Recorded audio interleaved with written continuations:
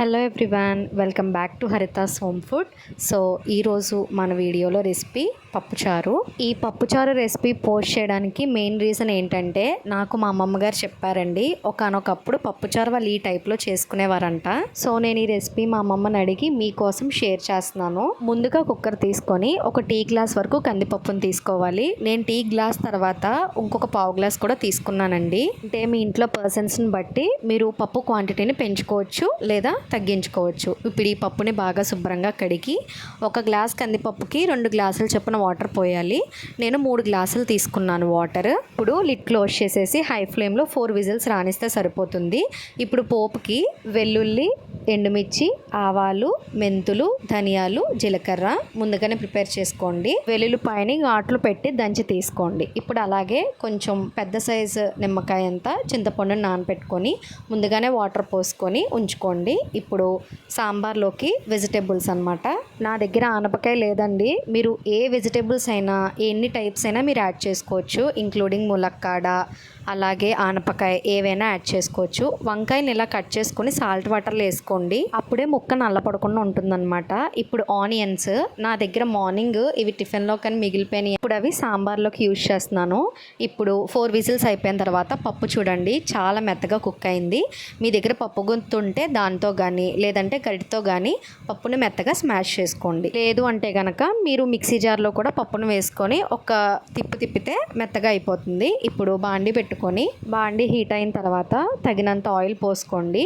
సాధారణంగా మనం పప్పుచారు చేసినప్పుడు పప్పుచారు అంతా కూడా మరిగిన తర్వాత లాస్ట్లో పోపేస్తాం కదా, ఇప్పుడు ఈ ప్రాసెస్ అలా కాదు, స్టార్టింగ్లోనే మనం పోపు పెట్టుకుంటాము. ఇప్పుడు వెల్లుల్లిపాయలు ముందుగా చెదగొట్టి ఇందులో వేసుకోవాలి. అవి ఈ గోల్డెన్ బ్రౌన్ కలర్లోకి వచ్చిన తర్వాత మిగతా దినుసులను కూడా వేసుకొని దోరగా ఫ్రై చేసుకోవాలండి. అలాగే లాస్ట్లో కొంచెం ఎండుమిర్చి, అదేవిధంగా కరివేపాకు కూడా వేసుకొని ఈ పోపును కొంచెం దోరగా వేయించుకోవాలి.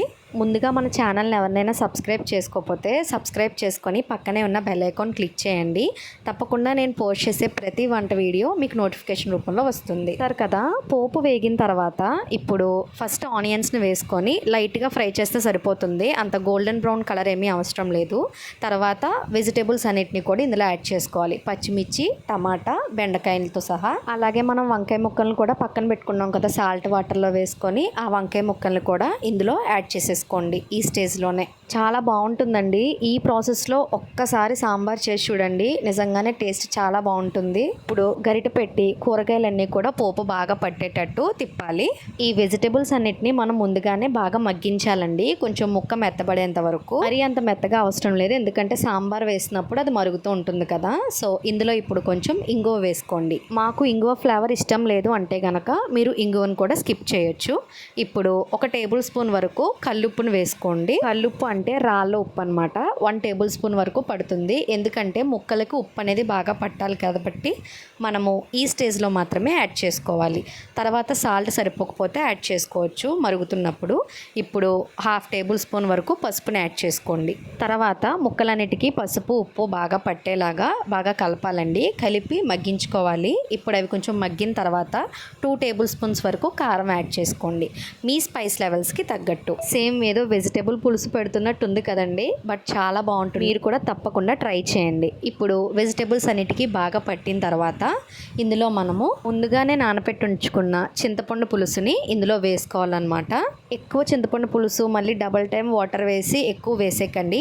ఫస్ట్ స్టేజ్లో ఉన్నప్పుడు కొంచెము చింతపండు పులుసు ఇలా గట్టిగా పిండి యాడ్ చేసుకొని ఆ చింతపండు పులుసులోనే ముక్కలన్నిటిని బాగా మగ్గనివ్వాలి. మూత పట్టుకొని శుభ్రంగా ఉప్పు కారం అంతా పట్టేంత వరకు మగ్గనివ్వాలన్నమాట. ఇప్పుడు ఇందులోకి మనము కొబ్బరి అలాగే కొంచెం అల్లం ముక్కను తీసుకొని ఇలా కోర్స్గా గ్రైండ్ చేసి ఈ మిశ్రమంలోకి యాడ్ చేసుకోండి. కొంతమంది కొబ్బరిని ఇష్టపడతారు, కొంతమంది లైక్ చేయరు. మీకు ఇష్టం లేకపోతే కనుక ఈ కొబ్బరి అల్లం ఈ పేస్ట్ని స్కిప్ చేయొచ్చు. కొబ్బరి పేస్ట్ కూడా వేసిన తర్వాత ఒక 5 నిమిషాల వరకు పులుసుని బాగా మరగనివ్వాలి. ఆ తర్వాత మనం స్మాష్ చేసి పెట్టుకున్న ఈ పప్పును కూడా ఇందులోకి యాడ్ చేసేయాలండి. పప్పుని యాడ్ చేసిన తర్వాత అదే పప్పు గిన్నెలో కొంచెం వాటర్ వేసుకొని పప్పు బాగా కలిసేంత వరకు వాటర్ పోయండి. ఇప్పుడు ఇందాక మనం చింతపండుని 1 ట్రిప్ పిండి వేసాం కదా, ఇప్పుడు అందులోనే కొద్దిగా వాటర్ వేసుకొని బాగా పిండి ఆ వాటర్ని ఇందులోకి యాడ్ చేసుకోండి. కొంచెం నిండుగా వచ్చేంత వరకు యాడ్ చేసుకోవాలి వాటర్. చూసారు కదా, ఒక 5 నిమిషాల తర్వాత అయితే మనకి సాంబార్ అనేది పొంగడం స్టార్ట్ అయింది. ఇలా పొంగేటప్పుడు ఈ స్టేజ్లోనే ఈ టేస్ట్ అన్నది కూడా ఎన్హాన్స్ చేసుకోవడం కోసం చిన్న బెల్లం ముక్కని, అలాగే మంచి టేస్ట్ రావడం కోసము కొంచెం కొత్తిమీర ఆకును కూడా యాడ్ చేయండి. ఇక్కడ నేను MTR సాంబార్ మసాలాని యూజ్ చేస్తున్నానండి. మీరు ఏ బ్రాండ్ అయినా యూజ్ చేయొచ్చు. అది 1 టేబుల్ స్పూన్ వరకు ఈ పొడిని యాడ్ చేసుకోండి. చాలా టేస్ట్ బాగుంటుందండి బెల్లం యాడ్ చేసుకుంటే. బట్ అంత ఎక్కువ కాదు, అంత తక్కువ కాదు, కొంచెం మీడియం సైజులో బెల్లం ముక్కని యాడ్ చేసుకోండి. అంతేనండి. ఇప్పుడు మనం వేయాల్సిన ఇంగ్రీడియంట్స్ అన్ని ఇందులో వేసేసాం కదా. ఇప్పుడు ఫ్లేమ్ని మీడియం ఫ్లేమ్లో పెట్టేసి ఒక 20 మినిట్స్ వరకు ఈ సాంబార్ని బాగా మరగనివ్వండి. పచ్చివాసన పోవాలి, టేస్ట్ అనేది ఎన్హాన్స్ అయ్యేలాగా మంచి స్మెల్ వచ్చేంత వరకు, చూసారు కదా, ఈ స్టేజ్ వచ్చేంత వరకు మరగనివ్వాలన్నమాట. తప్పకుండా మీరు ట్రై చేసి నాకు ఎలా ఉందో కామెంట్ బాక్స్లో కామెంట్ చేయండి.